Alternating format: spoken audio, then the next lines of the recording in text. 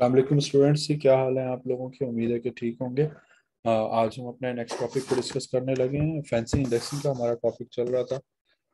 Previous video में हमने fancy indexing को हमने कवर किया था काफ़ी डिटेल के अंदर। आज हम इसी को आगे फर्दर कुछ कंटिन्यू करते हैं और कुछ नए टॉपिक और भी जो है वो हम एक दो टॉपिक्स जो है वो हम और भी देखते हैं। तो फैंसी इंडेक्सिंग से रिलेटेड जो टॉपिक हमारा चल रहा है वो है modifying the values with fancy indexing. Actually जैसे कि हमने लास्ट टाइम देखा था कि आप फैंसी इंडेक्सिंग को यूज़ करते हुए आप अपने एरे की वैल्यूज़ को रिट्रीव कर सकते हैं, फैच कर सकते हैं। तो इसी तरह से आप फैंसी इंडेक्सिंग को यूज़ करते हुए एरे की वैल्यूज़ को मॉडिफाई भी कर सकते हैं। तो वो किस तरह से करेंगे? तो यहाँ पर वो आपको एक एरे लेके दिखा रहा है जी। उसने एक एरे ले लिया, 0 से लेकर 9 तक वैल्यूज़ का एक एरे आ गया। और उसके बाद i equals to n p dot array, जिसके अंदर डिफरेंट उसने इंडेक्सेस बता दिए 2 1 8 4। क्योंकि 10 वैल्यूज थी तो इंडेक्सेस जो है वो 0 से लेकर 9 तक चलेंगे। और उसके बाद उसने कह दिया कि x of i equals to 99। अब एरे के हमारे पास जो हमारे पास वैल्यूज थी एरे के अंदर वो 0 से स्टार्ट करते हुए 9 तक हमारे पास जा रही थी। ठीक है। पहली वैल्यू जो है थी वो हमारे पास 0 थी, फिर 1 2 3 4 5 6 7 8 एंड 9। ये हमारे पास एरे के अंदर वैल्यूज थी। लेकिन जब उसने डिफरेंट इंडेक्सेस बताए यहाँ पर कि टू इंडेक्स कहाँ बन रहा है, ये यहाँ पे हमारे पास ये 2 इंडेक्स बन रहा है। तो उसके बाद 1 इंडेक्स हमारे पास यहाँ पे बन रहा है, 8 इंडेक्स ये है हमारे पास, और 4 इंडेक्स ये है।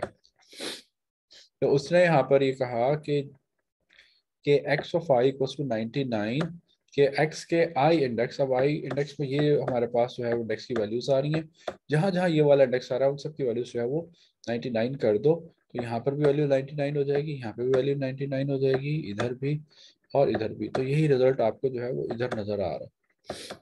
ठीक है। तो उसने फैंसी इंडेक्सिंग को यूज करते हुए मल्टीपल वैल्यूज जो है वो एरे की साइमल्टेनियसली चेंज कर दी हैं।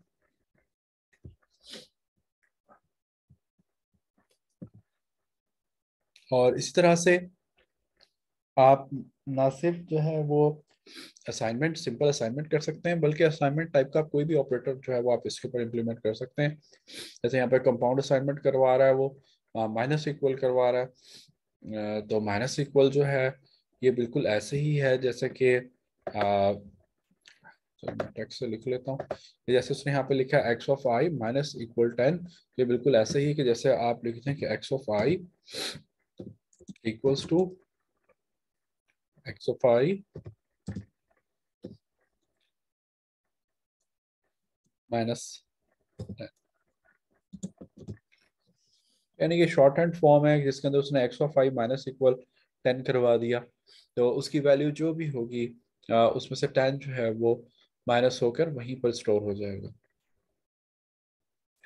जैसे यहाँ पे पहले 99 था, इधर भी 99 था, यहाँ पे वैल्यूज जो है वो 99 चल रही थी। तो 99 में से जब 10 माइनस करेंगे वो 89 जो है हमारे पास वैल्यूज बन जाएंगी। 89 89, बाकी वैल्यूज जो है वो हमारी अनचेंज है, क्योंकि बात हो रही है यहाँ पे एक्स ऑफ आई की। ठीक है। आई के अंदर हमने पहले जो प्रीवियस पेज के ऊपर हमने देखा, आई के अंदर उसने डिफरेंट इंडेक्सेस मेंशन कर दिए थे। तो जो इंडेक्स उसने मेंशन किए थे आई में, वहीं पर ही जाके चेंज आएगा, बाकी जगहों पे चेंज नहीं आएगा। Notice, though the repeated indexes with these operations can cause some potentially unexpected result। जो कह रहा है कि इस तरह से जब आप इंडेक्सेस को मेंशन करते हैं तो वो उसकी वजह से आपको कोई अनएक्सपेक्टेड रिजल्ट भी मिल सकता है। जैसे उसने यहाँ पर एक एरे ले लिया x equals to n p dot zeros 10। उसने एक 10 इंडेक्सेस का या 10 साइज का एरे लिया, उसके ऊपर सबके अंदर जीरो स्टोर करवा दिया। और फिर वो कह रहा है एक्स ऑफ 0 0 इक्वल्स टू 4 6। और जब हम इसको रन करते हैं तो देख लेते हैं हम इसको रन करके। इसको मैं आपको समझा भी देता हूँ। मैं इसको कॉपी किया और हम यहाँ पर आते हैं अपने लैब। कोलैब में आने से पहले इंपोर्ट numpy अगर आपने प्रीवियसली जो है वो नहीं किया हुआ तो करना ना भूलिएगा।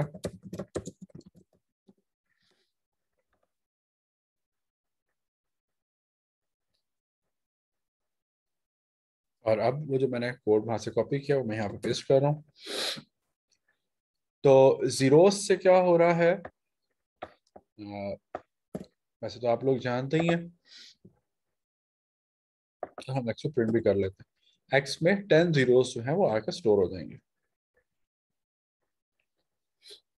उसके बाद अरेंज वाला जो है हमारे पास जो आपके पास मेथड है, वो जैसे अरेंज 10 लिखा तो उसने 0 से लेकर 9 तक वैल्यू स्टोर करवा दी थी, लेकिन np डॉट जीरोस जो है वो जीरोस के साथ फिल कर देगा, 10 लोकेशन के ऊपर 0 आ जाएंगे। ओके, अब वो यहाँ पे क्या कह रहा है, वो कहता है कि x ऑफ 0, 0 इक्वल्स टू 4, 6, और इसका रिजल्ट देखें कि क्या बनता है। इसका रिजल्ट वो आपको 6 असाइन कर रहा है यहाँ पर, कि x के 0 इंडेक्स के पास 6 डाल दिया। अब वो बेसिकली करना क्या चाह रहा था, या उसने किया क्या, वो आपको क्या बता रहा है। वो बता ये रहा है कि x के 0 इंडेक्स के ऊपर वो 4 डाल रहा था, और साथ ही दोबारा उसने x का 0 इंडेक्स बता दिया, वहां पे 6 डाल दिया, इसलिए 4 ओवर राइट हो गया। पहले 0 इंडेक्स के ऊपर 4 आएगा, लेकिन उसके बाद जो है वो 0 इंडेक्स के ऊपर 6 आ जाएगा, तो वो ओवर राइट कर देगा। हाँ, अगर मैं यहाँ पर 0 की जगह 1 रख देता, तो अब 0 इंडेक्स के ऊपर 4 आता, 1 इंडेक्स के ऊपर 6 आ जाता, तो इसके रिजल्ट जो है वो आप यहाँ पे देख सकते हैं। तो यहाँ से आपको मजीद क्लियर हो जाएगा कि ये किस तरह से जो है वर्क कर रहा है। उसने क्योंकि यहाँ पे 0 0 मेंशन कर दिया, इसलिए एक वैल्यू जो है वो ओवर राइट हो गई। पहले 0 इंडेक्स के ऊपर 4 आया होगा, लेकिन उसके बाद फिर जो है वो 0 इंडेक्स के ऊपर 6 आ गया। अब ये वाला जो है ये पहले का पड़ा हुआ था, इसलिए यहाँ पर ये खत्म नहीं हुआ। हाँ, अगर मैं इसको दोबारा से मैं चला दूँ, और इसको चलाने के बाद अब मैं ये करूँगा, तब आपको दूसरा 6 नजर नहीं आएगा। ठीक है, तो अगर आप डिफरेंट इंडेक्सेस यहाँ मेंशन करेंगे, यही हम पढ़ रहे थे कि हाउ यू कैन चेंज और manipulate the values of array using fancy indexing. Fancy indexing में यही होता है कि आप इंडेक्सेस को एज अ एरे जो है वो पास ऑन कर रहे होते हैं, तो इसलिए यहाँ पर इंडेक्सेस को as a array pass on किया गया है, लेकिन यहाँ पर जो इंडेक्स मेंशन किया गया वो 0 ही है दोनों लोकेशन के ऊपर। हाँ, डिफरेंट होगा तो फिर ये दो वैल्यूज दो डिफरेंट इंडेक्सेस के ऊपर जाके स्टोर हो जाएंगे। Let's move further. यही उसकी डिटेल और एक्सप्लेनेशन जो है वो यहाँ पर आपको बता रहा है इस लाइन के अंदर, इन 2 लाइंस के अंदर। अगर आप इसको पढ़ना चाहें तो इससे पढ़ सकते हैं। ओके, नेक्स्ट जी वो आ रहा है, fair enough but consider this operation. एक और ऑपरेशन आ गया जी, आई को ये वाली वैल्यूज ने दे दी है 2 3 3 4 4 4, यानी कि एक इंडेक्स उसने 2 दफा मेंशन किया, इंडेक्स 3 2 दफा मेंशन किया, और इंडेक्स 4 जो है वो 3 दफा मेंशन कर रहा है। और फिर वो कहता है कि उसके अंदर जो भी कुछ पड़ा हुआ है उसके अंदर एक का इंक्रीमेंट कर दो। तो यहाँ पर रिजल्ट जो आपको मिलेगा, रिजल्ट आपको ये वाला रिजल्ट जो है वो मिल रहा है। बताना वो आपको ये चाह रहा है कि यहाँ पे रैपिडली जो है वो वैल्यूज इंक्रीज नहीं हो रही, ऐसा नहीं हो रहा। ये एक दफा 0 या 2 इंडेक्स के ऊपर जो भी वैल्यू पड़ी थी उसके अंदर एक का इंक्रीमेंट करे, फिर उस जो इंक्रीमेंट शुदा वैल्यू जो थी उसके अंदर दोबारा इंक्रीमेंट करे। ऐसा नहीं होगा, बल्कि ये ओवरराइट वैल्यूज हमारी होती जाएंगी और इंक्रीमेंट आपको सिर्फ एक दफा ही नजर आएगा, कुछ ऐसे। तो ये हमने देखा कि फैंसी इंडेक्सिंग को यूज करते हुए आप अपने डाटा को जो है वो किस तरह से आप मैनिपुलेट कर सकते हैं। नेक्स्ट ये एक एग्जांपल आ रही है, इसको आप लोग देखना चाहें तो आप इसको जैसे देख सकते हैं। मैं उसको फिलहाल स्किप कर रहा हूँ, आप लोग इसको खुद से देख लीजिएगा। सॉर्टिंग एरेस की तरफ जो है वो हम आ रहे हैं कि एरेस को हमें सॉर्ट करना पड़ता है definitely. sorting is one of the very common operation which we perform on our array. Up to this point, we have been concerned mainly with the tools to access and operate on the array data with the NumPy. In this section, we cover the algorithm related to the sorting values in the NumPy arrays. These algorithms are our favorite topic in the introductory computer science courses. आप सब लोग जानते ही हैं कि data structures वगैरह के अंदर या सिंपल आपने प्रोग्रामिंग भी पढ़ी तो उसके अंदर भी एरेज की सॉर्टिंग वगैरह जो है वो करवाई जाती है। if you have ever taken one, you probably have had the dreams, or depending upon your temperament, the nightmares about the insertion sort, selection sort, merge sort, quick sort, bubble sort, and many many more. तो आपने अगर ये course लिया हुआ है, data structures अगर आपने पढ़े हुए हैं, तो वहाँ पे शायद आप लोगों ने जो है वो सॉर्टिंग पढ़ी हो। एंड उसने यहाँ पे एक बड़ी इंटरेस्टिंग सी बात की कि सॉर्टिंग की जो टेक्निक्स हैं, दैट वो आपकी बड़ी फैसिनेटिंग टेक्निक भी हो सकती हैं, and that could be a nightmare as well. अगर आपको अच्छी प्रोग्रामिंग पे ग्रिप नहीं है, then sorting could be the nightmare for you. खैर, इसके अंदर हमें सॉर्टिंग के हमने डिटेल में हमने नहीं जाना, हम तो जस्ट यहाँ पर बड़े ही एब्स्ट्रैक्ट मेथड्स को यूज करते हुए हम सॉर्टिंग परफॉर्म करेंगे। कैसे करेंगे जी, आ रहे हैं नेक्स्ट पेज के ऊपर। तो यहाँ पे वो आपको सॉर्टिंग का एक सिंपल एल्गोरिदम बता रहा है कि आप किस तरह से सॉर्ट करते हैं। ये सॉर्टिंग का एल्गोरिदम है, हमें इसकी डिटेल में जाने की जरूरत नहीं है, हमें इसको कवर करने की हमें ऐसा जरूरत नहीं है। आप लोगों ने पहले पढ़ा हुआ होगा, नहीं भी पढ़ा तो इसको आप देख लीजिएगा। बहरहाल हम सॉर्टिंग कुछ इस तरह से कर रहे होते हैं। वैसे सॉर्टिंग डिफरेंट टेक्निक्स की इसके साथ होती है, selection sort, bubble sort, insertion sort, merge sort, quick sort, shell sort, काफी सारी डिफरेंट टेक्निक्स है। तो यहाँ पर वो जो है वो सॉर्टिंग की एक टेक्निक को इम्प्लीमेंट करते हुए सिलेक्शन सॉर्ट को इम्प्लीमेंट कर रहा है जी यहाँ पर। और उसके बाद वो उसने एक एरे लिया, और ये एरे उसने पास कर दिया अपने इस मेथड को, जो इसने अभी मेथड ऊपर बनाया, सिलेक्शन सॉर्ट। और उस मेथड के थ्रू जो है, ये मेथड के थ्रू जो है ये सॉर्टिंग करवा रहा है, उसने एरे को सॉर्ट कर दिया। ओके, ठीक है जी, कोई मुश्किल, कोई मसले वाली बात नहीं है।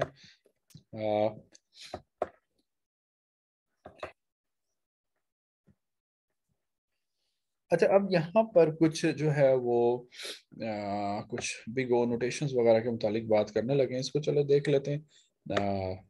100% ना भी सही तो काफी हद तक आपको ये चीज समझ में आ जाएगी। As any first year computer science major will tell you the selection sort is useful for its simplicity, but it is too much slow to be useful for the larger arrays. Selection sort है तो आसान, easy to implement, but ये बहुत slow है। ठीक है, slow है मतलब एफिशिएंटली ये सॉर्टिंग नहीं करती। For a list of n values it requires n loops.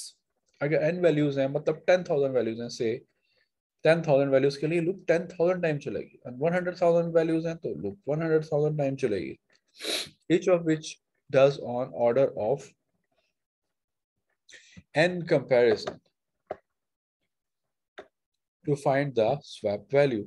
In terms of the big O notation often used to characterize these algorithms, there's a big O notations पे 92 के पूरी detail में आपको बता रहा है। The selection sort averages big O of n square, big O of n square time जो है ये लूप चलेगी, मतलब n का स्क्वायर कर लें अगर आप, तो उतनी दफा जो है वो लूप चलेगी, मतलब काफी ज्यादा जो है ये लूप आपकी लूप आपकी काफी ज्यादा टाइम एग्जीक्यूट होगी। If you double the number of the item in the list, the execution time will go up by about the factor of 4। अगर आपके पास 100,000 का आपके पास एरे था, आपने उसको 200,000 वैल्यूज पे अगर आप ले गए, तो जो टाइम जो था फैक्टर ऑफ 4 के साथ जो है वो इंक्रीज करेगा, तो वो काफी ज्यादा जो है वो आपके टाइम कंज्यूम होगी। Even section sort though is a much better than my all-time favorite sorting algorithm। यहाँ पे वो एक और सॉर्टिंग एल्गोरिदम की जो है वो बात कर रहा है, बोगो सॉर्ट एल्गोरिदम, बोगो सॉर्ट। बोगो सॉर्ट का यहाँ पे उसने एक मेथड बना के दिखा दिया। बोगो सॉर्ट के थ्रू जो है वो उसको सॉर्टिंग कर रहा है, लेकिन वो उसके मुतालिक बता रहा है, this silly sorting method relies on a pure chance. It repeatedly applies a random shuffling of the array until the result happens to be sorted। ठीक है, तो ये कोई अच्छी अप्रोच नहीं है। ये बोगो सॉर्ट उसने जो लगाया है, bogo sort is a silly technique, वो आपको कह रहा है सिली एल्गोरिदम है, क्योंकि इसके अंदर कोई प्रॉपर मेथड नहीं है, just hit and try method जो है यहाँ पे इम्प्लीमेंट हो रहा है। रैंडम शफलिंग कर रहा है, रैंडम शफलिंग करके वो देखता है क्या अब एरे हमारा जो है वो सॉर्ट हुआ या नहीं हुआ, फिर दोबारा रैंडम शफलिंग करेगा अगर सॉर्ट नहीं हुआ था, और फिर दोबारा रैंडम शफलिंग करने के बाद वो देखेगा क्या आप एरे सॉर्ट हुआ है या नहीं हुआ, और ये करता जाएगा, आपको ही पता नहीं कब जाके, क्योंकि हम रैंडमली हम उन वैल्यूज को अरेंज कर रहे हैं रैंडमली। तो इसके लिए वो आपको बता रहा है which with an average slicing of sorry scaling of big O of n cross n factorial n times n factorial मतलब अगर 5 वैल्यूज हैं तो 5 वैल्यूज अगर हैं तो 5 जो है हमारे पास n की वैल्यू है, और 5 अगर हमारे पास n है तो 5 क्रॉस सॉरी 5 मैंने लिखा था n फैक्टोरियल, n 5 है तो n फैक्टोरियल जो है 120 बनेगा, तो 5 क्रॉस 120 इतनी टाइम जो है वो रेपिटेशन होगी, और उसके बाद फिर जो है वो हमारी 5 वैल्यूज जो है सिर्फ 5 वैल्यूज जो है वो हमारी सॉर्ट होंगी, which is definitely very silly approach to sort an array। और अभी तो ये array हमारे पास सिर्फ 5 वैल्यूज का था। जस्ट इमेजिन कि अगर आपके पास ये array जो है वो 100,000 वैल्यूज का हो, 1 लाख वैल्यूज अगर हैं, तो 1 लाख वैल्यूज को वो कितनी दफा जो है वो उसकी रेपिटेशन करेगा, कितनी दफा जो है वो रैंडमली वैल्यूज को जो है वो सॉर्ट करेगा, उसके बाद फिर देखेगा क्या सही सॉर्टिंग हुई है या नहीं हुई। This should quite obviously never be used for any real computation. Definitely. ये जो है ना big O of n cross n factorial, it's a very risky and very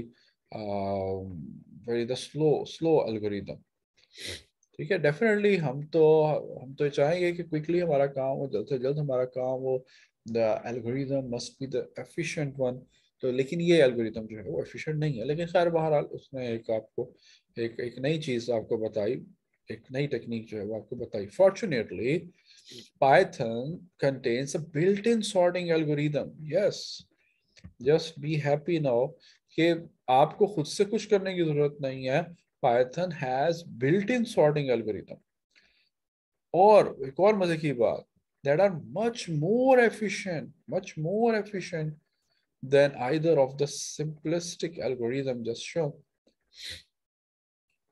efficient भी है तो डेफिनेटली कि ये जो हमारे एल्गोरिदम है sorting algorithms, definitely language developers ने बनाए हुए हैं, तो वो बहुत ज़्यादा एफिशिएंट होंगे as compare to those algorithms जो आप खुद डिज़ाइन करते हैं, बनाते हैं।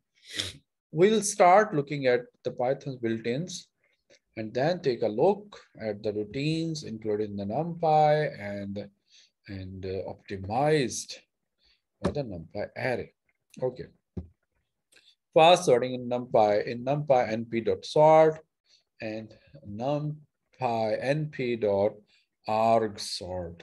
तो ये दो हमारे पास जो मेथड आ रहे हैं, तो मेथड के मुतालिक हम बात करते हैं, देखते हैं क्या है जी ये। जी, by default np sort uses big O of n log n। n log n log में जब भी हमारे पास कंप्यूटेशन जाएगी तो वो डेफिनेटली बहुत माइनर, बहुत छोटी होती जाएगी। जैसे अगर आपके पास 5 वैल्यूज हैं तो 5 log n, आप 5 का लॉग लें, उनको आप उनका प्रोडक्ट ले लें, तो वो आपके जो है वो उसके अंदर टाइम रिक्वायर्ड होगा जो कि काफ़ी ज़्यादा लेस है। By default, np.sort uses big O of n log n quick sort algorithm। ये quick sort algorithm का आप कह लें कि टाइम कॉम्प्लेक्सिटी है, इसकी टाइम कॉम्प्लेक्सिटी है। Though the merge sort and the heap sort are also available, the most applications, the default quick sort is more than sufficient। कि by default जो है वो उसके अंदर quick sort यूज होता है, कोई और सॉर्टिंग यूज नहीं होती बाय डिफॉल्ट। जब आप लिखते हैं np.sort, तो np.sort का जो मेथड है बेसिकली उसमें क्विक सॉर्ट का कोड आप कह लें कि लिखा हुआ है, उसका मेथड बना हुआ है, उसके थ्रू जो है ये हमारा एरे सॉर्ट होगा। To return a stored version of the array without modifying the input, you can just use the np.sort. तो ये हम देख रहे हैं कि x इक्वल्स टू np.array, उसने एक एरे बना लिया और उसके बाद लिखा np.sortx। अब देखें ये एक बिल्कुल सॉर्ट का जो मेथड है ये बिल्कुल आपके पास एक ब्लैक बॉक्स की तरह आ गया। हमें नहीं पता इसका कोड क्या है, ना हमें उसको डिटेल में जाने की जरूरत, लेकिन बस हमें ये तो पता लग रहा है कि भाई ये हमारे एरे को सॉर्ट कर रहा है। और जब ये सॉर्ट कर रहा है तो सॉर्टिंग के लिए जो यहाँ पे टेक्निक यूज हो रही है वो हमारे पास क्विक सॉर्ट की टेक्निक है। और यहाँ पर उसने एक एरे आपको सॉर्टेड फॉर्म में दिखा भी दिया। If you prefer to sort an array in place, you can just use the sort method of the array. आप ऐसे भी कर सकते हैं, आप अगर एरे को यूज करते हुए सॉर्टिंग करना चाह रहे हैं तो ये भी टेक्निक आप यूज कर सकते हैं, एक्स डॉट सॉर्ट। तो वो आपका एक्स एक्स एरे जो है वो सॉर्ट हो जाएगा, या आप ऐसे कर लें np डॉट सॉर्ट एक्स। दोनों अप्रोचेस जो हैं ये ठीक है।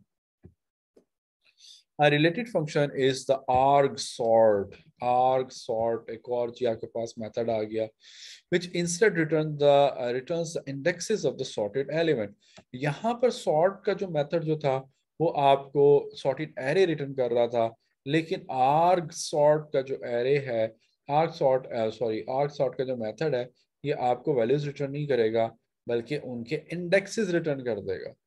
ठीक है कि ये जो वाली जो वैल्यू है इसकी क्या लोकेशन बनती है, ये 2 जो है इसकी लोकेशन 1 बनती है, 1 जो है इसकी लोकेशन 0 बनती है। इसकी लोकेशन जो है वो आपके पास 3 की जो लोकेशन है, यहाँ पे हमारे पास ये 0 लोकेशन पर आ गया, हम लिख लेते हैं जी ऊपर। ये हमारे पास 0 लोकेशन पे बन रहा है, इसकी वैल्यू जो है वो हमारे पास 1 लोकेशन पे बन रही है, इसकी वैल्यू हमारे पास जो है वो 2 पे बन रही है, ये 3 पर आएगा और ये 4 पर आएगा। ठीक है जी, तो कुछ इस तरह से उसने आपको इसके इंडेक्सेस बता दिए। The first element of this array of this result gives the index of the smallest element, the second value gives the index of the second smallest and so on. तो उसने आपको इंडेक्सेस बता दिए कि जो पहला नंबर है वो आपके पास जो है वो कितना स्मॉलेस्ट है। ओके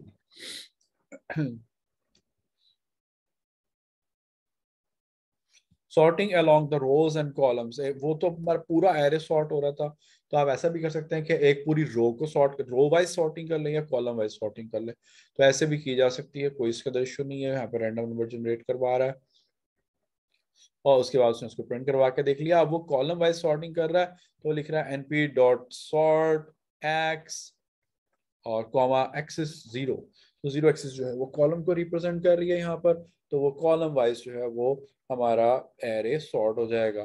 कॉलम वाइज का मतलब ये है कि ये एक पूरा कॉलम कैसे भला, दिस इज द कॉलम। इस कॉलम के अंदर सबसे पहले हमारे पास 2 आना चाहिए तो 2 आ जाएगा, 2 के बाद 5 आना चाहिए तो 5 आ जाएगा, 5 के बाद जो है वो 6 आ जाएगा, 6 के बाद 2 5 6 7 एंड देन जो है वैल्यू 7 आ जाएगी।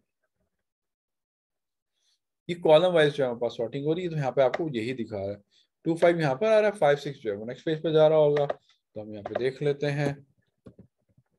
देखिए 6 7 सॉरी 5 6 नहीं 6 7 इधर जा रहा है। तो इस तरह से आप कॉलम वाइज सॉर्टिंग कर सकते हैं। रो वाइज सॉर्टिंग करनी है तो आप एक्सिस जो है वो 1 बता देंगे, तो ये हमारे पास रो वाइज जो है वो सॉर्टिंग हो जाएगी। तो आप रो वाइज सॉर्टिंग करना चाहें, कॉलम वाइज सॉर्टिंग करना चाहें, पूरा एरे इकट्ठा सॉर्ट करना चाहें, all options are available. Partitioning, partitioning का क्या मतलब है?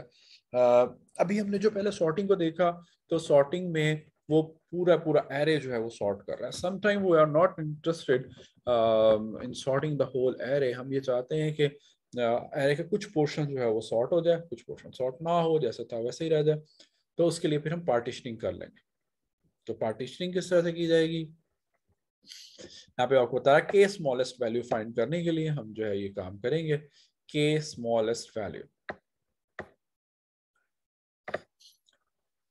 हाँ, जैसे कि यहाँ पर वो आपको दे रहा है कि उसने एक एरे ले लिया an x equals to np dot array, उसने उसको डिफरेंट वैल्यूज असाइन कर दी, और फिर वो आया कह रहा है कि np dot partition x3 partition का जो है वो यहाँ पे मेथड यूज कर रहा है, और वो कह रहा है x को पार्टीशन करो और टॉप 3 वैल्यूज या आप ये कह लो कि स्मॉलेस्ट 3 वैल्यूज जो है वो हमें बता दो, या वो पहले एरे के स्टार्ट में ले आओ, उसको सॉर्टिंग में ऐसे ले आओ कि जो पहली स्मॉलेस्ट वैल्यूज जो है वो आपको जो है वो यहाँ पे शो होनी शुरू हो जाए।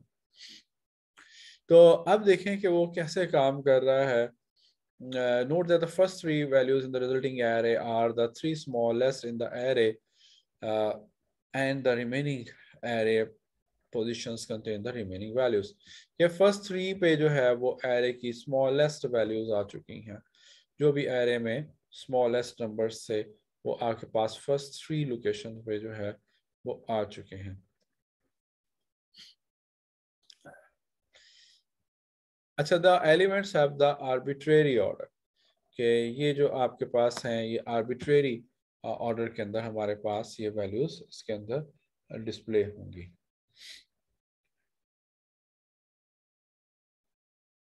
एक मिनट ठहरिएगा।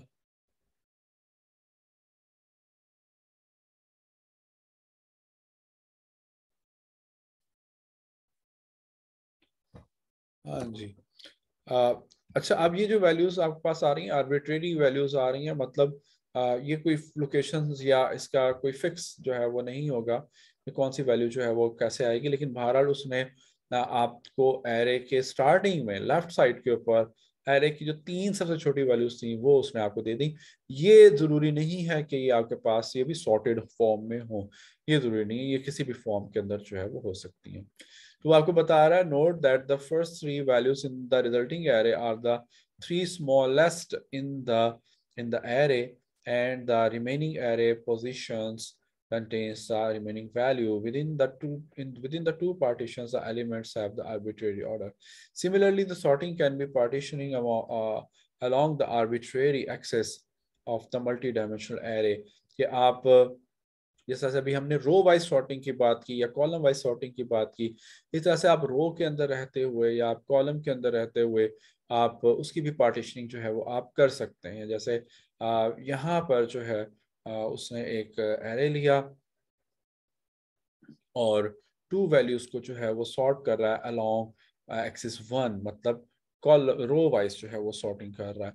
तो हर रो के स्टार्ट के अंदर जो उस रो के सबसे छोटे 2 नंबर से वो आ जाएंगे, ठीक है, इधर भी और इधर भी और इधर भी। तो ठीक है, तो आप ये जो सॉर्टिंग है या ये जो आप पार्टीशनिंग कर रहे हैं, वो पार्टीशनिंग आप रो वाइज भी कर सकते हैं या आप करना चाहें अगर तो कॉलम वाइज भी कर सकते हैं।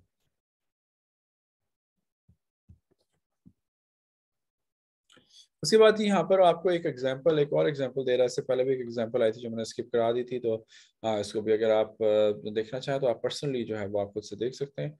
मैं यहाँ पे इसको कवर नहीं करूंगा। के नियरेस्ट नेबर्स के जो है वो यहाँ पे बात कर रहे हैं।